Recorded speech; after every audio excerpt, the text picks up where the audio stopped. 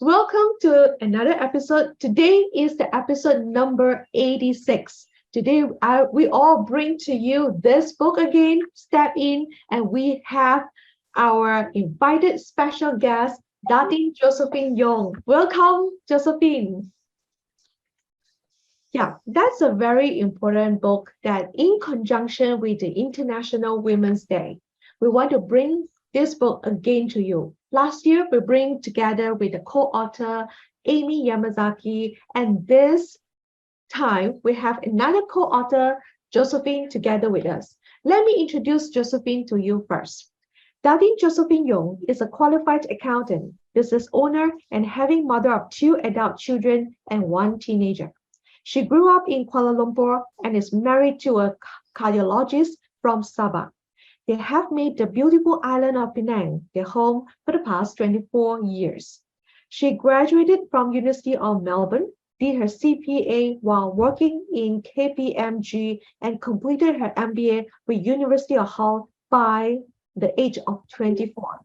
She loves traveling with her family, food exploration, and all matters related to faith. She believes in raising up a generation of future leaders who will do what is right, the topic of the TEDx talk, and centered around the children's book she authored is Timmy Tapir Learns to Do What's Right. So welcome, Josephine, and tell us what actually inspired you all to start this wonderful, amazing book. Tell us.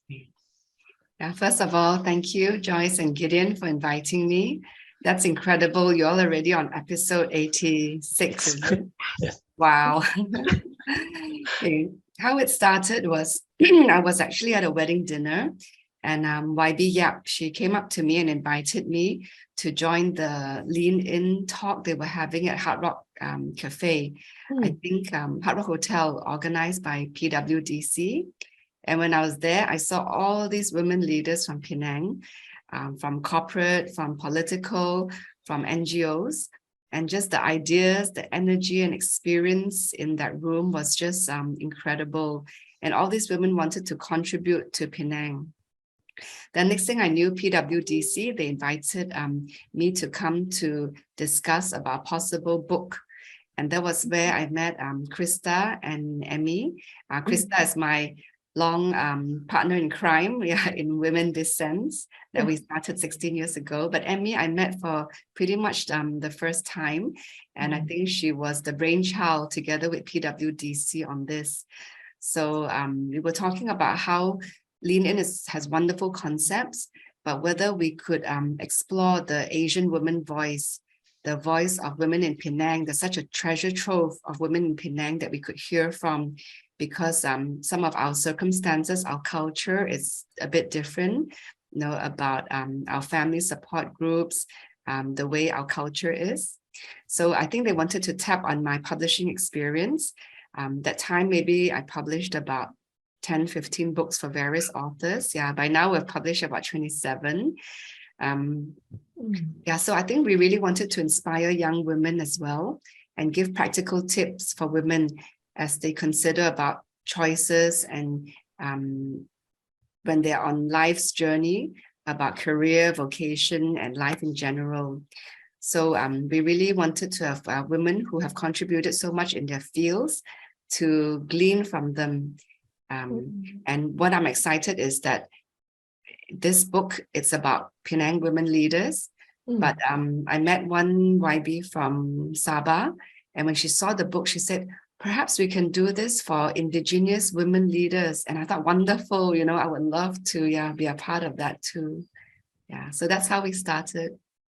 Oh, it's so wonderful to hear about how the book is, giving birth to, and I guess Josephine already talked about the message you want to give about for this book, which is inspire other women, right, and tell them how to stand out. Is there any other message you want to get out from this book? I know this is a compilation of 24 wonderful women in Penang, but is there any other main message that you think that other women want to tell from this book? Yeah, these women have so much to share. It's incredible. Then we had to like reduce their stories into 3-4 pages, which is each of them actually needs a book themselves. But I'll just quote a bit from the speech that I gave in the closing ceremony of the launch of Step In. I said that in the past, there was a horrible saying that women look for 4 C's in a man, cash, credit card, condo, career, and all that.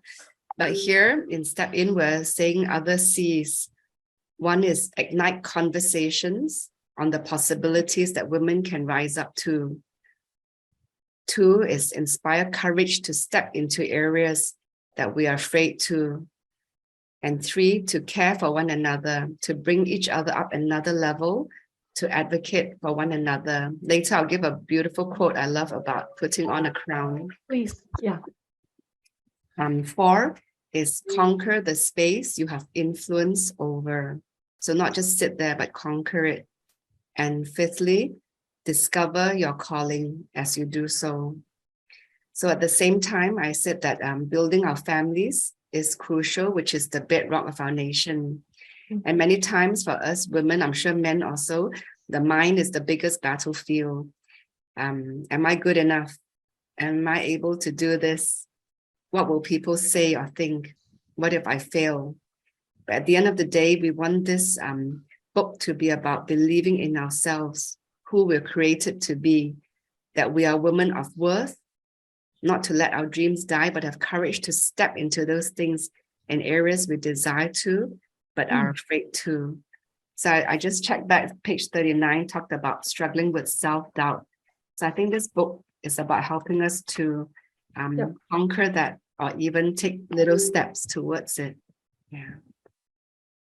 Yes, definitely. I love if you all get all the C that Josephine just now tried to tell you, like from the conversation, and then the courage, the care, conquer, calling, it is all the C that you all want to ingrain, and we all want to ingrain into the mind of every one of us. So next, let's go to the next Wow. question. I just can't, get over all the big scene. But I just want to talk about this book. Like, I know Josephine has been a publisher of a book, and it's never been easy to, give birth to a book or so. So what are the challenges you encounter in the process of this publication of the book? Yeah. This book, we didn't publish it, but I was part of the co-editors, but PWDC published it. But a lot of challenges. Actually, we thought that we'll finish in 2 or 3 years. In fact, I told the ladies, even though 1-2 years we can, but at the end it took us 7 years. Wow. The long labor, but it's worth it. Because if you just write your own book, you have control over it. But when you have to coordinate with 24 super busy women and many others, it's really no joke. So I think firstly, to narrow down who to feature.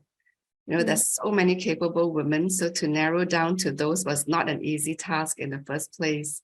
Then finding the time to interview them. And we really enjoyed the whole process of hearing their stories and so much to glean from. But as I mentioned just now, to narrow them down into 3-4 pages, we had to edit so much, take away this, take away that.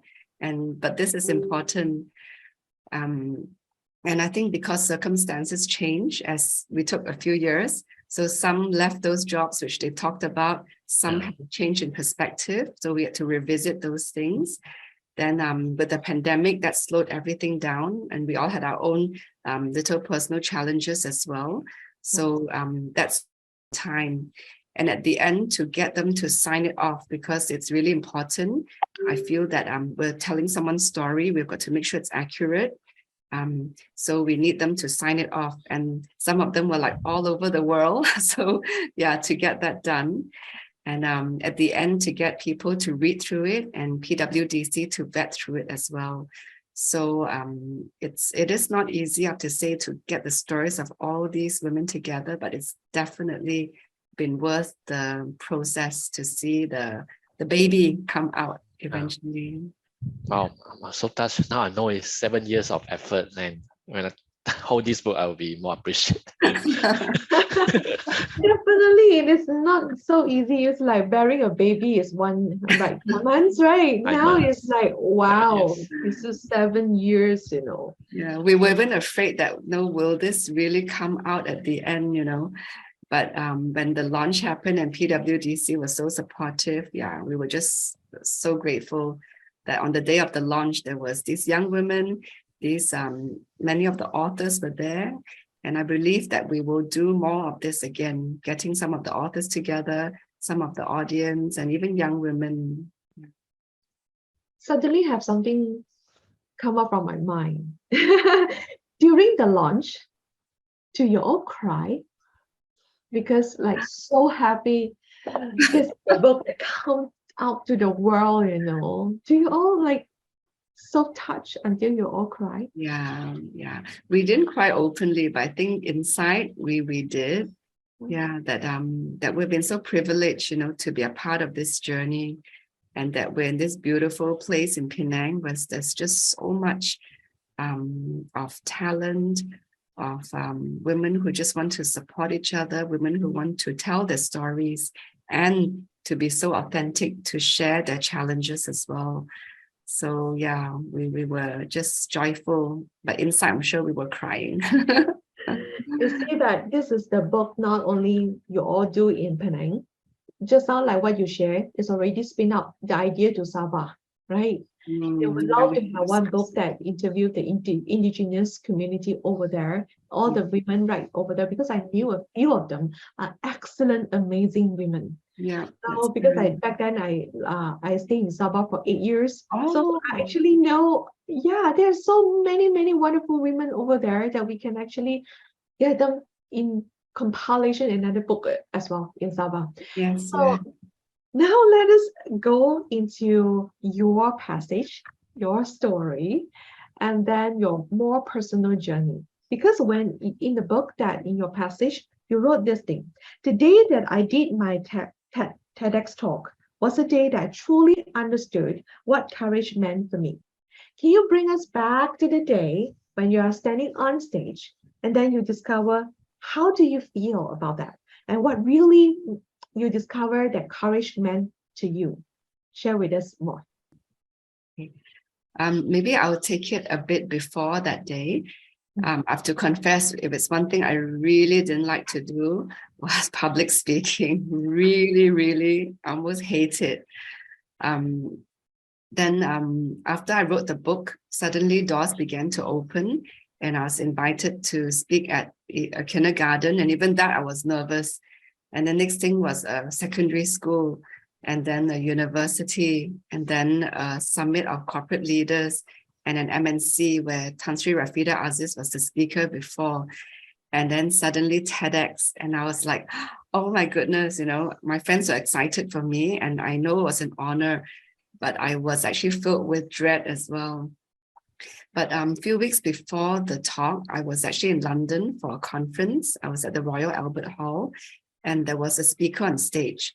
And he was sharing something very similar. He was invited to speak in this conference where everyone else were world-renowned speakers. And instead of feeling excited, he just felt dread till he just like almost felt like he was like hiding in a ball and just saying, I can't do this. But then I think his faith in God helped him to have the courage to say, run the race. This is your calling. Don't look to the left or right.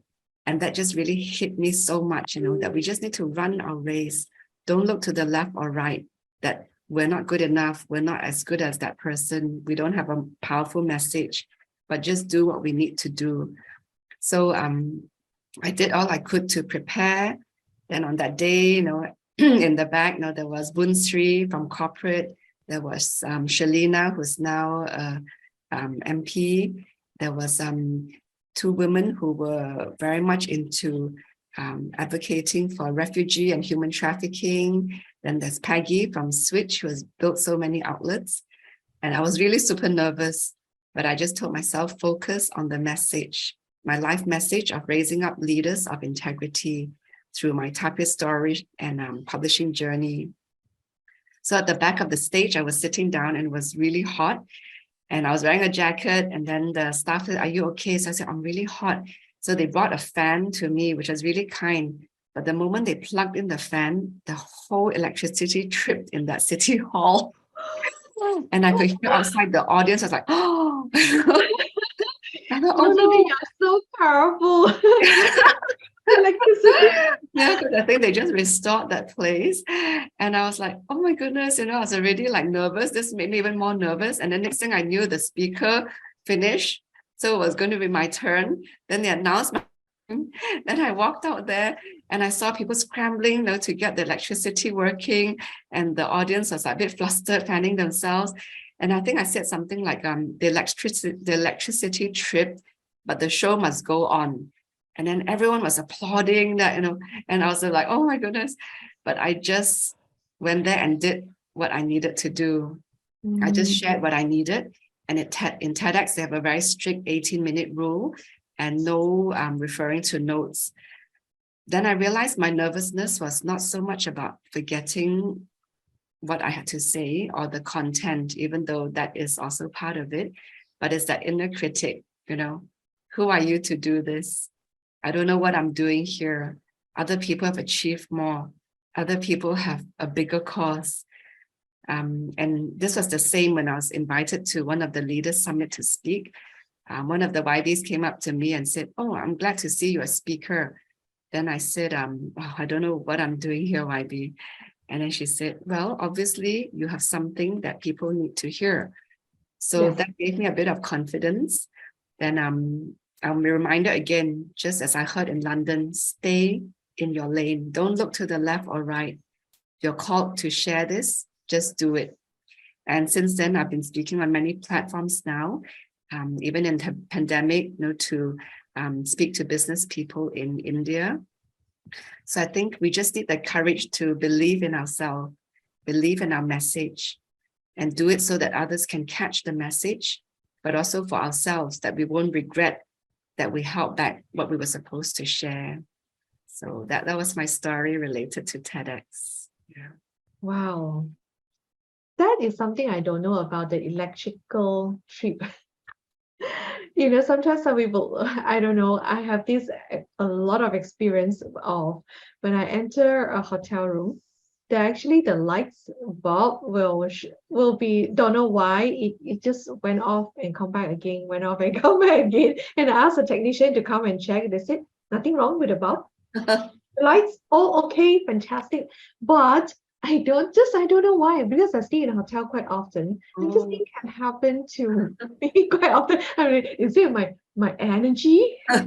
Energy of the lights does not really cope. So it's a experience for us. So yeah. I think Gideon, you have some question to ask Josephine too, right? Yeah, just following the great stories. My own question is, when I look at your articles, the word choosing or choice keep appearing, in the articles. So I think many things just boil down to the choice that we have to make. Like what you say in your stories, there's three things, right? Choosing courage, choosing to walk in your calling, and choosing to be secure. So my question is like, how do we make the choice? Maybe let us know more about your thought process of how to make the right choice when we are in our junction of life, such as when we want to make some career move, or change job, start all over again, or making some difficult choice in our life. I think such thing will happen more and more frequently nowadays. So how do we make that choice? Maybe you can inspire us a little bit about that. Yeah. Okay. Why I say choice is because many times people think that they're limited by the circumstances, that the circumstances dictate, who they are, what they can do. But I was really inspired in the book. There was one part where we talk about three women who were from all palm plantation backgrounds. So if they look at their life circumstances, they'll probably just stay in that area. But at the end, they made choices. And of course, they had supportive parents to break out of that. And interestingly, they are all from the three main bases in Malaysia. There's YB Chong Ing, Datuk Florence, and Datuk Maimuna as well. All three of them broke through because they made choices which were right. And what I love in the Stepping book is that women, they choose to be courageous, to speak out on a cause, that they believe in, or to restart life after a bitter relationship, to pick up and make a difference when they've faced maybe many failures or they've been put down by others. So what we're saying is that no one can dictate what you should or should not do. We need to look inside and find that calling, which I say many times, and have confidence to walk in it. So some people say, oh, how do I find my calling? There are various tools out there, but what I found helpful, one was Authentic Life. It's a, I think, 4-week program that's run internationally online. Another is Strength Finder. I know there's DISC and all that, but Strength Finder is a very powerful tool as well. And I also refer in the book to the book Good to Great. It gives you some handles on finding what we're passionate about, what we can do. Yes. Then when we make choices, we need to, of course, do the informed thing, which is to research, consider options, list down the pros and cons. We all know that. And to really know ourselves, our strengths, and our, I won't say weaknesses, but shadows. And importantly, to have wise counsel from people we know and we can trust.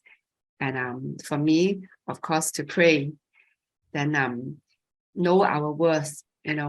I love what Dato' Rohaina says, sit at the table and claim your space. These are a lot of lean-in concepts. And one is the courage to negotiate as well. Many times we dare not. And I believe part of making a choice is having that courage to negotiate. The worst someone can say is no, but at least no, we tried. And at the end, we need to take responsibility. Don't blame others for the choices we make. And even if we fail, it's not the end of the world. We just learn from every experience. And don't be afraid to fail, but be afraid to regret that you didn't try.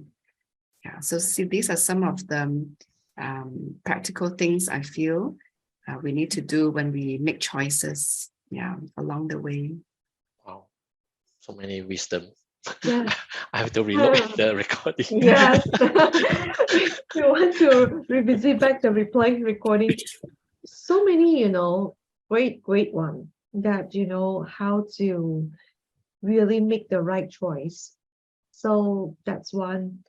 Let us also talk about this courage and choice. You have this sentence quote from your book. It takes a lot of courage to stand up for scrutiny, to say with conviction what we believe in, and to have the courage to implement policies or actions that may not always be popular. This is the sentence that you wrote there. Let's just take a step forward. Let's say, when we want to talk about courage, when everything is just so rainbow and sunshine, that time we want to talk about courage is somehow easier a bit. What if when we are in so many extreme life challenges, or like all the area are like horrible state? That time when we talk about courage, it can be very, very challenging. So, Josephine, can you share with us what are the practical ways that how courage can really pull us through or keep us going when all these life challenges is right there with us? So share with us real example. I'm very into a real practical example. Okay. Yeah, it's a very good point that when things are going well, we can have courage. But I find it's when we go through painful, challenging times, that's even more important to have courage. I've been journeying with many women who have gone through the most painful of circumstances. And if you're faint-hearted, you basically won't stand. So having, as I mentioned just now, support circles is really important. Some people may say, oh, the people around me are not supportive. then find people who are, know their avenues, find like-minded women who can speak into your life. I was so blessed actually because last week I was in Sabah. I actually met two very dynamic women, and they really believed in what I believed in. So they said that they wanted to also to be part of my circle, who would speak into my life, who I can be accountable to, who would lead me on. So we never know who those would be. So later I'll use the word tribe, but that's basically about having support circles. I mentioned many times believing in yourself. It's very general sounding, but I find that journaling helps, I think I don't know how many books of journals that I wrote, my personal reflections, things I've overcome. And what is really powerful is as you write those milestones, when it's your downtime, you look back, you will see how you've overcome so many things. When you're in it, when you're drowning in something, you think, oh, everything's falling apart, I can't do this. But when you check back at those milestones, sometimes you can't even think back. But if you look back at those journals, some of those things you wrote, you realize you are an overcomer. You are. Another thing is don't let imaginations weigh you down. It's so easy, our mind gate to open up to all sorts of negative thoughts to come in. I'm Cantonese, so we say "ka yim ka cho," just so many negative things, and we don't need that. Life is tough enough itself sometimes, so don't let imaginations weigh you down. If it's not true, don't even think about it. If it is true, then you face it. Another practical part is to just examine your options. And if it's option of giving up or have courage to rise above, you know what to do. For me, my faith reminds me that God will not give me more than I can handle. So I will be able to pull through with his help. So for me, relying on a divine loving God helps, other than just myself and my tribe. Okay, a personal example. I went through a business partnership, and it unfortunately was a bit of a disaster. Maybe I wasn't meant to go into it, I'm not sure. And I had actually asked for a room in that place to do my educational toy business. That's how I started, because I had a baby and I was really interested in brain development and children's development. And what happened was there was a fire, and I was in Hong Kong that time, and I heard the news, and that place burned. But my toy room was burned to the ground. It was like ashes. And I was crying when I was in Hong Kong, and I was thinking, why did this happen? And when I went there and I saw the ashes, I just stood there, and for a moment it was like, oh, my dreams just burned to the ground. And I began to question myself. And when the partners say, oh, shall we restart? I say, no. And it was a time of like reflection, and a question came to me, should I start again? But there was fear, and the memories of this, and is it worth it? So I took some time out to reflect, is this really what I want to do?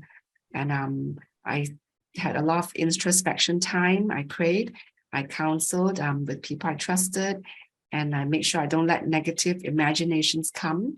And at the end, I made a choice, and I thought, yes, this is what I want to do, to have children's development resource center, not only for my own children, for many of the other mothers who are asking me for the same things. And so I picked up the courage to find a shop lot we invested in. And many people asked me whether they could be a partner, but I just felt no at that point. And I learned so much in the process, even of that difficult business, what to avoid, what to do. And now I can say I never look back, that I restarted again. And this time I focused on what I was called to do, and not the other business, which just diluted things a bit. So that was a really, really difficult time, but we overcome, we always will. Yeah.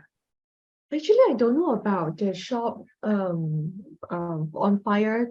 The story. It's like, when does it happen? Where did it happen? This must have been, oh, this was just before okay, I've been in my business now for 16 years. And Krista and I started Women BizM 16 years ago. So this was maybe like 18 years.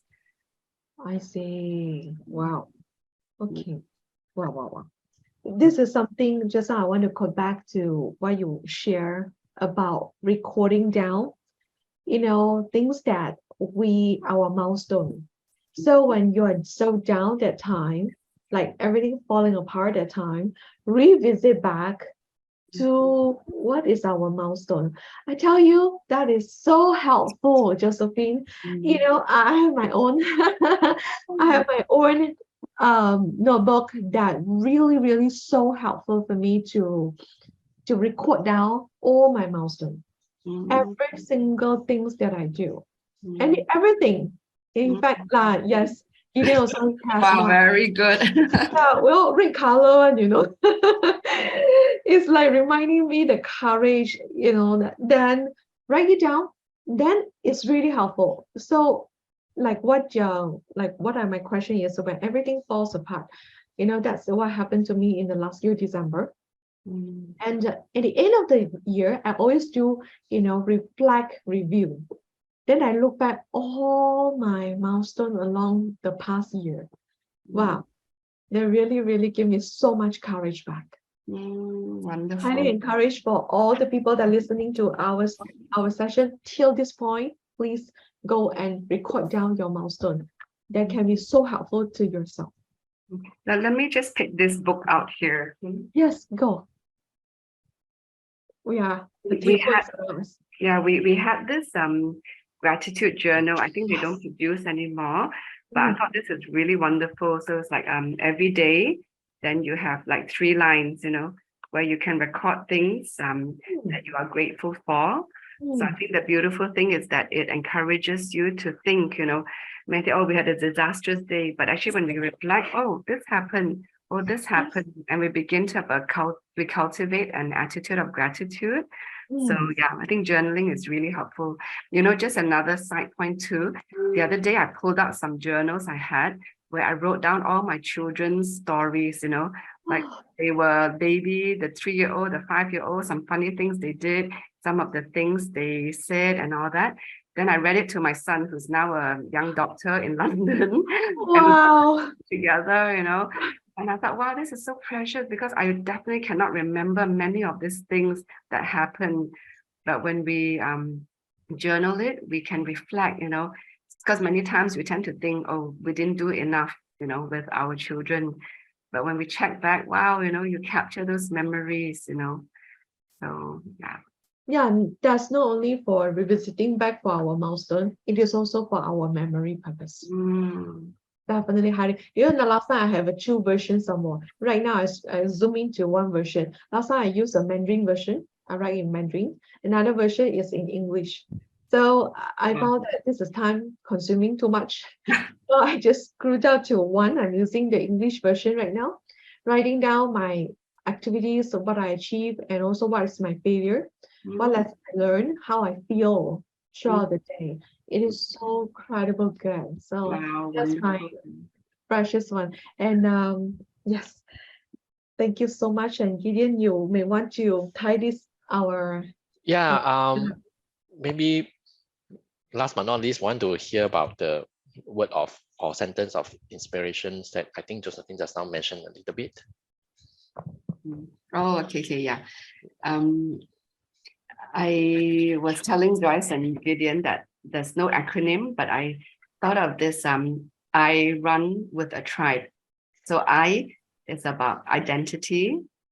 So know who you are, that you are created for a purpose. You're not just here to take up breathing space, know your self-worth. So that's I. And then run, as I mentioned before, run in your lane. Don't look left and right. Don't be distracted. Don't compare. Just run your race, and have a tribe, people who will stand with you, who will even say difficult things to you, but who will journey with you. So whenever we're feeling a bit discouraged or we need courage, think of this, remember your identity. You are a person of worth and value. That's why you're created on this earth. Run your race and have a tribe. Thank you Wonderful. so much. Right. So loving and Yeah. so many wisdom that we can catch from there. And definitely whoever listen, please give us your comments also. What are your number one get away from today's session? Yeah. Before we go to that, I think people will want to know how to get the Yes. book. Go ahead. Forgot that. Yes, maybe Josephine can let us know, maybe people in Penang or or out of Penang, how they can get the book. Okay. PWDC has the books in their office in Komtar.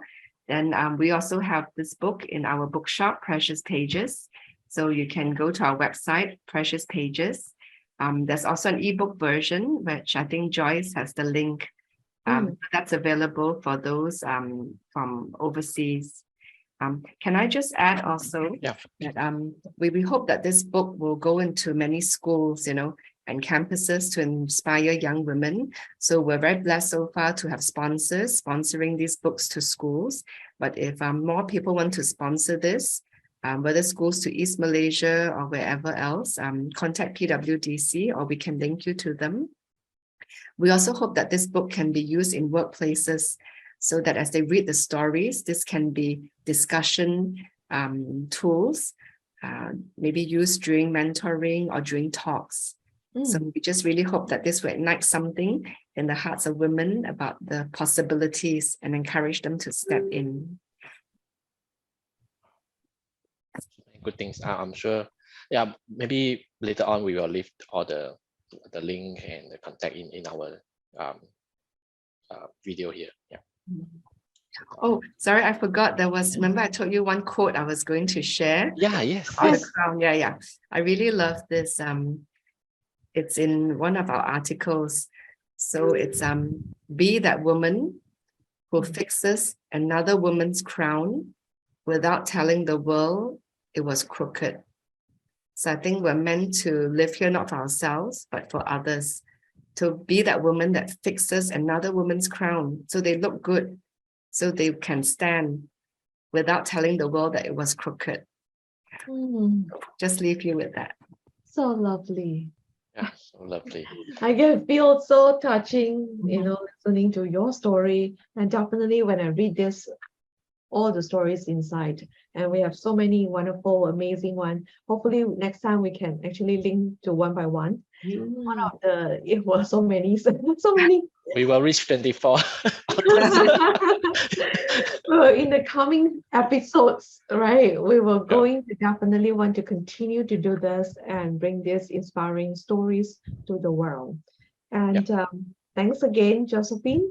And we're going to see you all in the next episode. Bye-bye. Thank you very much, Gideon and Joyce. Keep up the good work. Thanks. Bye.